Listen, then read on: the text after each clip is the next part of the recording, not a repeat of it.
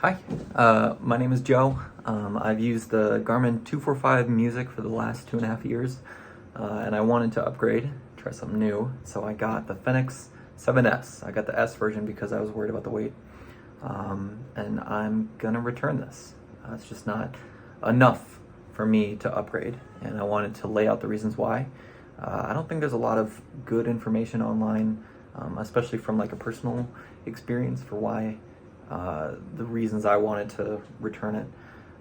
So I just wanted to give maybe someone else insight into why I don't think it was worth the upgrade for me.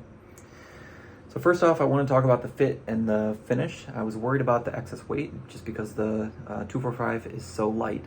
But this watch is a little bit heavier, but it's almost negligible. I didn't notice it, especially with a nylon band. It feels great. So really no complaints there. However, there's talk online about how the sapphire lens reduces the visibility just because it is more reflective, and I agree with that, unfortunately. In my eyes, this is harder to read than this. You can kind of see it even right there, my goodness. And it's bad enough that I have it on wrist gesture mode so that when I turn my wrist, I have the backlight come on.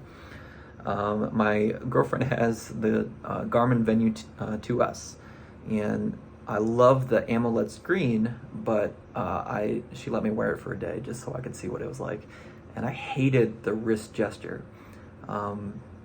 But it's almost a moot point because I need to do that in order to even see this watch. That being said, I would say if you're considering this Fenix 7 with a sapphire lens, give a little bit more thought to the Epics, because I think the wrist gesture is kind of, for me, the only way I can make it functional day to day. And I know with wrist gesture mode, the Epics gets really good battery life, up to 14 or 16 days. So if I was to consider another upgrade, I think I would go for that, but that's a whole different topic. Otherwise, the touchscreen it's nice, but it really didn't change how I interacted with the watch. I will say a lot of YouTubers are mistaken. They're like, oh, you can't touch the field, and it takes you to that widget. All you need to do is hold it, and it takes you to wherever you want to go. So they're mistaken there. It works fine that way. But I don't really find myself using it that much.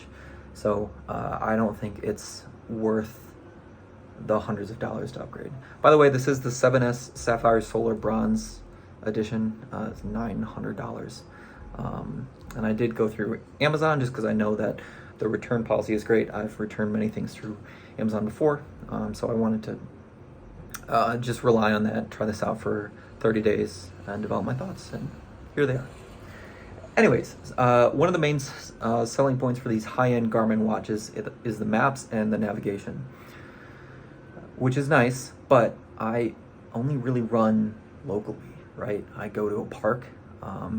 I have a lot of like predetermined routes, and for that reason, it's not very useful to me. I pulled it out a few times just because I was curious what it would look like, and it's okay. Even when you're in the watch, it's almost hard to get a basis for where you're at. It's hard to find, like, I don't know, understand what your bearing is, and find a path.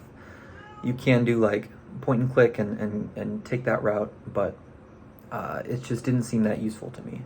This really only seems like a useful feature if you're going on a long hike, and if you're going on a long hike, you're probably going to take your cell phone because that's just what's safe. So only really on a long hike where you're not going to get cell service and where you're not 100% certain where you're going. And to me, that seems like a pretty rare use case. I'm not sure why maps and navigation is such a strong selling point for these high-end watches.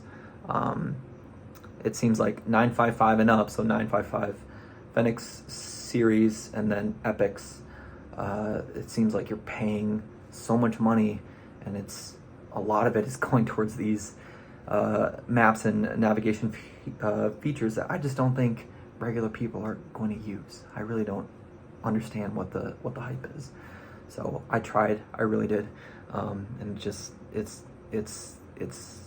just not useful. It really isn't. I did try courses as well. So my buddy also used. He also has a 245, and I tried my 245 alongside his, as well as navigation on this. The navigation was literally the same, right? So twice it told us a random turn where there wasn't a turn, and then it completely missed our turnaround point, which is arguably the most important reason we would even have a predetermined course, for it to tell us when to turn around without us having to look at the watch. We did get a notification towards the turnaround point that, hey, we were off course. We missed the turnaround point. But usually it would give us 150 feet of heads up that we were approaching a turn, and then it would tell us when to turn. The Fenix was definitely better at that. The 245 lagged a little bit behind, probably just because of using GPS. But it completely missed the turnaround. So for that reason, courses just don't seem that useful to me. And then going back to running locally, running on paths, if you're out for a long run, you'll probably have your phone with you anyways. If you don't have your phone with you, you'll probably have a pretty defined course. So again, courses just doesn't seem that useful to me. I do have a friend who commonly runs ultras. He's my friend I mentioned that had the 245 as well.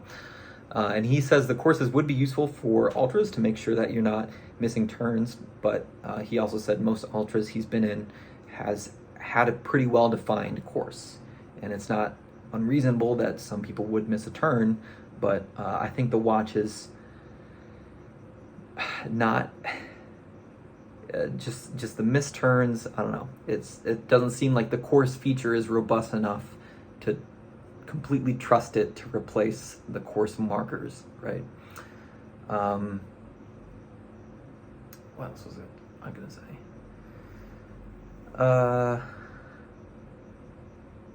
Yeah. Anyways, even when I was traveling, I was more interested in like running on beaches and running on trails within parks and predefined trails, like the big trails.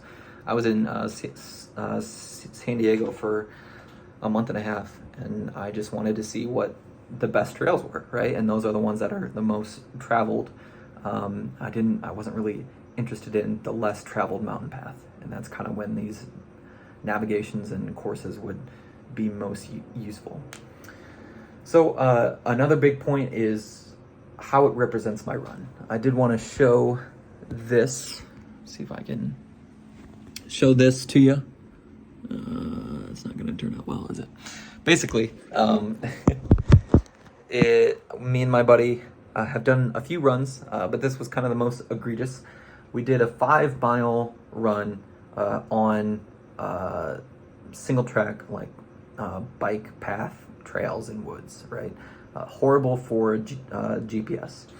The Fenix clocked us at 5.2 miles, and it gave us an average pace of 8:45. And then my 245 said 5:05 miles, 5.05, and gave us an average pace of 9:01. So that's, to me, the difference is fine, right? It's a difference going in, making me work harder, right? And for my goals and what I'm trying to accomplish, I would almost rather be told I'm worse so that on race day I'm surprised, right? The heart rate was the same. A big thing that was different was the altitude, and the Fenix logged 182 feet of ascent, while the 945 logged 80 feet of ascent. And I know it doesn't have the altimeter to really get a good read on that, right? But I don't know. That's just not enough for me. I'm hopping on a training plan for a marathon in April, and me and my friend want to put up a really good time. And I'd rather have my runs slightly underrepresented, especially if I'm still hitting my goals. So two more things. The training metrics, like the daily suggestion, the training readiness, the training load, and the heat or altitude acclimation. I think all those are great. Honestly, I think they're super cool to look at, right? But it's just not. The daily suggestion in my head is the culmination of all these metrics into telling you what you should do each day to improve your fitness. But it's just negated because I'm hopping on this training plan for my marathon in April, right? So kind of negates all that, right? It's cool because I did use the suggested workouts for about 2 weeks. It took into account my acute load. It took into account my sleep, right? It would tell me how hard to work each day. And I did really enjoy that. But it just isn't necessary if you're on a training plan. Also, the race widget should be considered here too. I did put in my marathon that I plan to do in April, and it says it's like 29 weeks away. And the workouts even said like, this will be an easy day for looking towards harder days as we look towards your race. And it's all great, right? But just not necessary when you're on a plan, right? It's just not. The last thing I wanted to talk about is the heart rate variability. Take your recovery suggestion from the 245 and add supporting documentation, and that's heart rate variability, right? I love the idea, it just doesn't tell me anything new, okay? I know I suck at sleeping, and I know I don't give myself enough time to recover. And that just kind of supports it. It doesn't change it. I'm still gonna run as hard as I have been. I don't know, it's just not enough for me.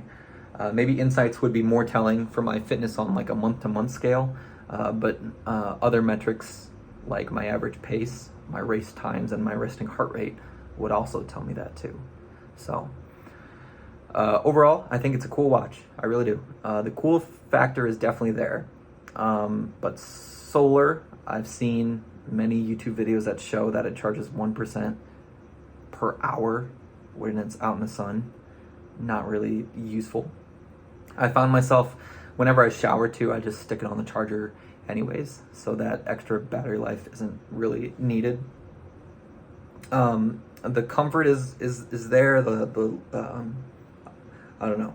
The weight's fine, but that's pretty much it. The maps, navigation, training status, heart rate variability, all that is just not that much better than the 245 to warrant this kind of price. So I'm going to return mine.